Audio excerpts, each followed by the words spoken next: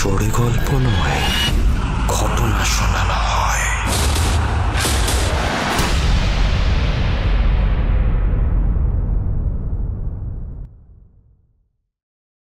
তুমি কি তোমার বাড়িতে বেশিরভাগ সময়টাই একা থাকতে পছন্দ করো?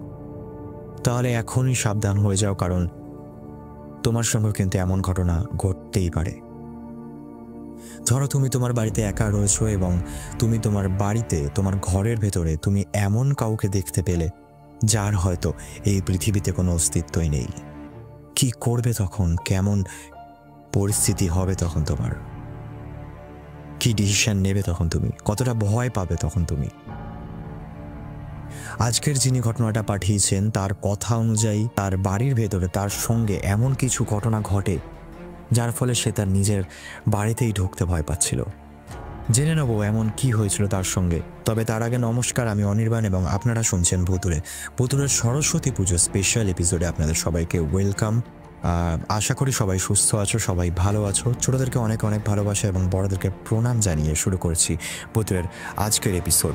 ভুতুড়ের আজকের এপিসোডে যিনি ঘটনা পাঠিয়েছেন, ঘটনাটি এসেছে নবকুমার নামের একটি ফেসবুক প্রোফাইল থেকে। উনি যেমনভাবে ঘটনাটা লিখে পাঠিয়েছেন আমি তেমনভাবেই শুরু করছি। আমার ওই এক্সপিরিয়েন্সটা 2016 সালের সেপ্টেম্বর মাসের ওই শেষের দিকে। সম্ভবত দিনটা ছিল শুক্রবার। সকাল থেকেই ঝিরিঝিরি বৃষ্টি পড়ছিল। আরও জানিয়ে রাখা ভালো অনির্বাণ, আমাদের বাড়ির নিচতলাটায় আমরা থাকতাম আর দোতলাটা একটা ফ্যামিলিকে ভাড়া দেওয়া ছিল। পুজোর ছুটিতে ওই ভাড়াটিয়ারা যারা ছিল ওরা ওদের নিজেদের দেশের বাড়িতে চলে গেছিল, আর তার সাথে আমার বাবা মাকে নিয়ে একটা বিশেষ কারণে কিছুদিনের জন্য ব্যাঙ্গালোর গেছিল। বুঝতেই পারছো অনির্বাণ, সম্পূর্ণ বাড়িতে আমি একা। আর আমি এটাও ভালো করে জানতাম যে বাড়িতে একটাও মানুষ নেই আমাকে ছাড়া। সেদিন যেদিনকে কথা আমি বলছি, ওই দিন একটু রাত করেই আমি আমার বন্ধুদের সঙ্গে আড্ডা দিয়ে বাড়ি ফিরি। আর ওই বাড়ি ফেরার আগেই, মানে আগে থেকেই প্ল্যান হওয়া ছিল যে দুটো বন্ধু, ওদেরকে বলাও ছিল ওরা রাতে আমাদের বাড়িতে আসবে, এসে আমরা একসঙ্গে খাওয়া দাওয়া করব। তো আমি যথারীতি বাড়ি আসি। বাড়ি এসে আমার দুই বন্ধুকেই পরপর ফোন করি। ফোন করতে একজন বলে যে ও আসতে পারবে না, ওর বাড়িতে চাপ হয়ে গেছে। আর আরেকজন বন্ধু বলে যে ও আসবে, কিন্তু আসার আগে ও বাড়ি থেকে বেরিয়ে আমাকে ফোন করবে। যাই হোক, আমি আমার ওই বন্ধুর জন্য অপেক্ষা করছিলাম আর পাশাপাশি ঘরদোর গোছাচ্ছিলাম। তো এক সময় আমার ওই বন্ধু ও বাড়ি থেকে বেরিয়ে আমাকে ফোন করে যে ও বাড়ি থেকে বেরিয়ে গেছে। ওর ওই ফোনটা পাওয়া মাত্রই আমি আমার রান্নাঘরে গিয়ে খাবার দাবার এক এক করে সব গরম করতে থাকি। রাত তখন আনুমানিক ধরো ওই 10টা হবে। সব কাজবাজ শেষ করে, মানে ওই খাবার দাবার গরম করে পাশে রেখে দিয়ে বেরিয়ে আসতে যাব, ওই সময় কারেন্ট চলে গেল। যথারীতি আমিও স্ট্যাচু হয়ে দাঁড়িয়ে গেছি ওখানে একই জায়গায়, কারণ আমার হাতের কাছে কোনো লাইটার নেই যে আমি আগুন ধরাবো। আমার ফোনটাও ঘরেই ছিল। তো ওই রান্নাঘরের জানলা থেকে যে বাইরের হালকা আলো আসছিল, ওই আলোয় মোটামুটি পুরোনো দেখা গেল আবছা আবছা জিনিসপত্র দেখা যাচ্ছিল। তো আমি এবার ভাবছিলাম যে আমার ওই বন্ধুটা আবার কখন আসবে, কারেন্টও চলে গেল। ওই সব ভাবতে ভাবতেই আমার হঠাৎ করে চোখ পড়লো বেসিনের নিচের জায়গাটা ফাঁকা ছিল। আমি দেখলাম ওখানে কেউ একজন ঘাপটি দিয়ে বসে আছে। সে কোনো মানুষ নাকি অন্য কিছু ঠিক স্পষ্ট বোঝা যাচ্ছিল না। একটা মাথা, একটা পিঠ আমি দেখতে পাচ্ছিলাম। আর তখন কোনো একটা অজানা ভয় আমাকে যেন ঘিরে ফেলেছিল চারিদিক থেকে। মনে হলো ভয়ের কারণে আমার হয়তো হ্যালুসিনেশন হচ্ছে। কি করবো কিছু বুঝতে পারছিলাম না। অনেক সাহস করে আমি একটা আওয়াজ দিলাম, কে? আওয়াজটা এই কারণেই দিয়েছিলাম, ভেবেছিলাম যে হয়তো আমার যদি হ্যালুসিনেশন হয় তাহলে ওটা দূর হয়ে যাবে, কিন্তু সেটা হলো না। আমার গলা শুকিয়ে পুরো কাঠ হয়ে গেল। ওই দৃশ্য দেখার প্রায় 7-8 সেকেন্ড মতো আমি ওখানে যেন জমে গেছিলাম। আমি নড়াচড়া পর্যন্ত করতে পারছিলাম না। আমি অনেক সাহস করে আমি দৌড়ে রান্নাঘর থেকে বেরিয়ে আসলাম।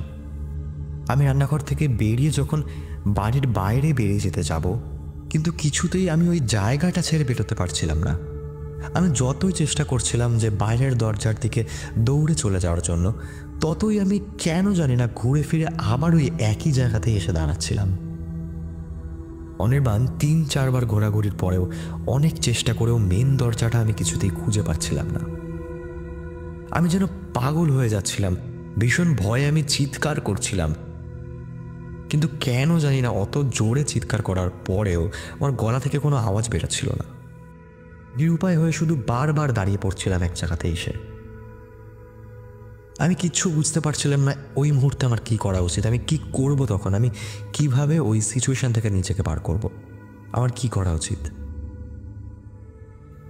হঠাৎ কে যেন একটা আমাকে ডাকলো, সত্য, কি রে, দরজাটা খোল। তখন যেন সব নর্মাল হয়ে গেল। দৌড়ে গিয়ে আমি দরজার দিকে গেলাম, দরজাটা খুললাম। ওই সময় আমার মনে হচ্ছিল আমার থেকে বেশি খুশি হয়তো এই পৃথিবীতে আর কেউ নেই। আমি দেখলাম আমার বন্ধু দাঁড়িয়ে আছে। আমি দৌড়ে বাড়ির বাইরে চলে এলাম। কারেন্ট না আসা পর্যন্ত আমি বাড়ির বাইরেই অপেক্ষা করছিলাম আমার বন্ধুর সঙ্গে। ও বারবার জিজ্ঞেস করছিল যে আমরা ভেতরে কেন ঢুকছি না। আমি কোনো রকম ওকে ওই দিনকে ওই কথাটা বলতে পারিনি, বললে হয়তো ওই দিনকে ওটা নিয়ে মজা করতো। যাই হোক, সেই দিনকের পর থেকে যতদিন না মা বাবা বাড়ি ফিরেছে, আমি প্রত্যেক কটা রাত আমি আমার মামার বাড়িতে গিয়ে থেকেছি। অনির্বাণ, এই ছিল আমার একটা এক্সপিরিয়েন্স। ভালো লাগলে শেয়ার করো, আর তুমিও সুস্থ থাকো, ভালো থাকো, আশীর্বাদ রইল, অনেক দূরে এগিয়ে যাও।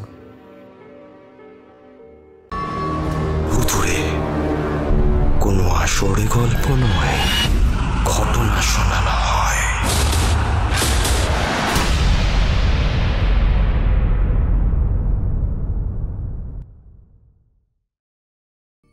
এই ছিল আজকের ঘটনা। কেমন লাগলো ঘটনাটা?